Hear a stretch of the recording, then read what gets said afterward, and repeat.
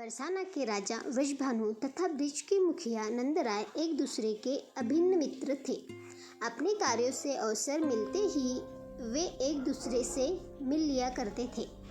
एक दिन वृषभानु को राजकार्य में अधिक व्यस्त पाकर नंदराय बोले, यह इतना आडंबर किस लिए? तुम्हारी कोई संतान तो है नहीं जो तुम्हारे बाद तुम्हारा राजपाट संभालेगी। वृषभानु जी ने उत्तर दिया, मेरे जैसी स्थिति तो तुम्हारी भी है मित्र। न तुम्हारी कोई संतान हुई है अब तक, न मेरी। हमारी मित्रता भी शायद हम ही तक सीमित रह जाएगी।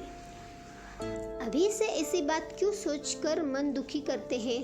कभी तो हमारे भवन भी बच्चों की किलकारी से गुलजार होंगे। चलिए हम आज एक वादा करते हैं, यदि मेरे घर पुत्री हुई और आपके घर पुत्र ने जन्म लिया तो मैं आपके पुत्र को अपना दामाद बना लूँगा। यदि आपके घर पुत्री ने जन्म लिया और मेरे घर पुत्र ने जन्म लिया तो मैं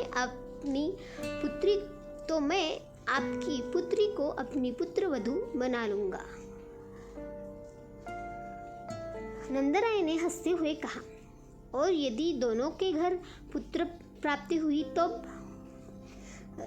राजा वृषभानु ने पूछा। तो वे हमारे इस मित्रता के संबंध को आगे बढ़ाएंगे।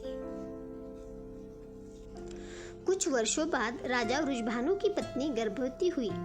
प्रसव के लिए वे अपने मातृगृह रावलगांव गई। वहां उन्हें पुत्री की उपलब्धि हुई। ऐसा कहा गया है कि ईश्वर या उनका कोई भी अंश जब पृथ्वी पर अवतरित होते हैं तब वे अयोनिज होते हैं। राजा वृषभानु की पुत्री के रूप में स्वयं ईश्वर की अद्वितीय शक्ति ने अवतार लिया था, इसलिए उन्हें भी अयोनिज ही कहा गया है।